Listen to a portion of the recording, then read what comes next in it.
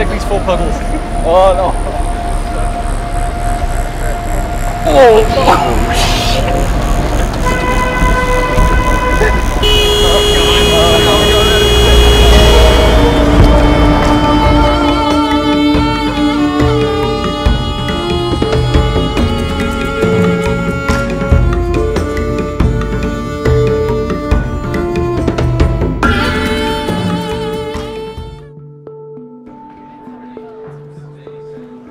Ubisoft had a clear and lofty goal in mind as they built Far Cry 4, create the most authentic gaming experience ever.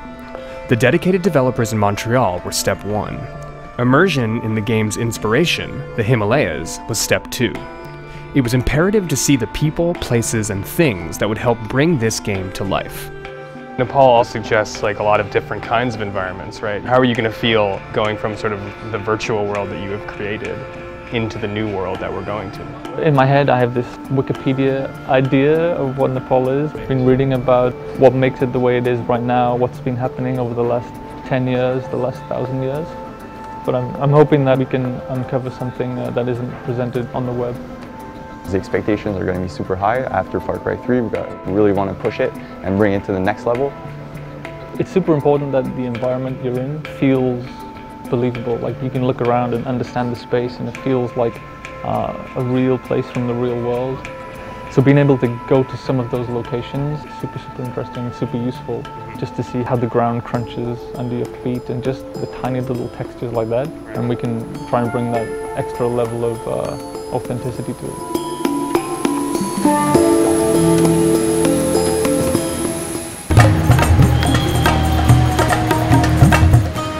Arriving in Kathmandu was intense. The end of the Nepali Civil War meant a mass migration into the city, and with it came mass pollution, overpopulation, and the sense that an ancient city wasn't ready for modernity to be thrust upon it. Everyone seemed to be experiencing that sensory overload, too. It's visually super noisy. I'm having trouble processing everything that I'm seeing because I'm trying to remember it all. Like I'm like, that's useful. Well, that's super useful. That post is incredible. That texture is awesome. Right now, I'm just trying to absorb it all. Local rumor had it that an animal sacrifice was going to be happening to appease the gods after the monsoon, or maybe just to appease the gods in general. It was sort of unclear. But Nepal has strong ties to its past, so attending an animal sacrifice is significant in understanding traditional Nepali culture. It was a perfect introduction to the country.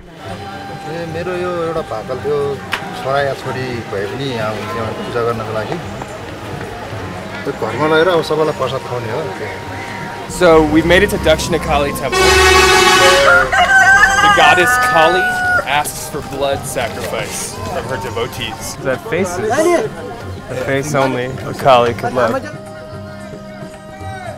So we're gonna follow them to the altar where that goat will be sacrificed to slake the thirst of Kali.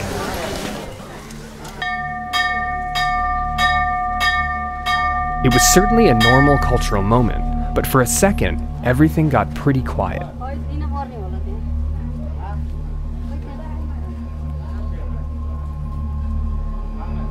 I was expecting like a clean cut, but the whole like slice and then guide. It's been super interesting to get this close to the source material. It's like it's the kind of experience that we can never normally get, and I haven't had working on the game before. I didn't realize the significance of bells, especially around temples and places of worship. In my head before I went, I had this like very stereotypical kind of soundscape of what a place of worship sounded like. I think what we'll end up with is something that's less like a stock movie soundtrack kind of vibe, and we'll capture something that's much more realistic. After a brief foray into animal sacrifice, a small plane was taken to Pokhara, a town famous for both being a gateway to the Himalayan highlands and the home base for Nepal's legendary fighting Gurkha.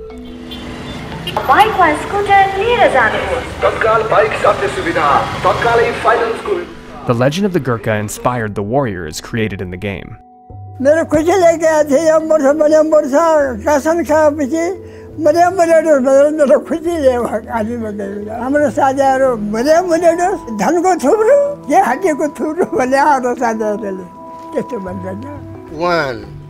The young Gurkhas in training gave a sense of what the challenges and motivations were to join one of the world's most elite fighting forces.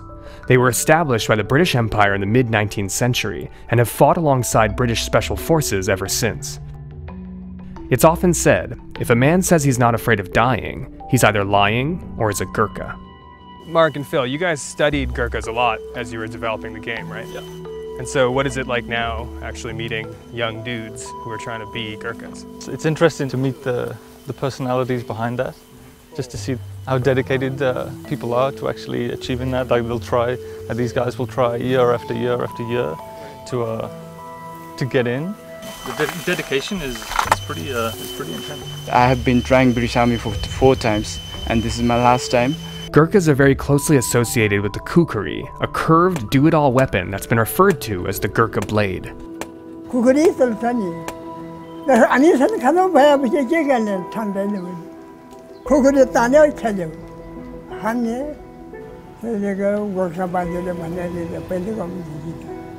Just a few years ago, a retired Gurkha successfully fought off 40 thieves who had hijacked a train, killing 3 of them and seriously injuring 8 others, with just a kukri. It's also the primary blade used in Far Cry 4. We will die for Gorkha, sir, if we are selected for British Army, Gorkha.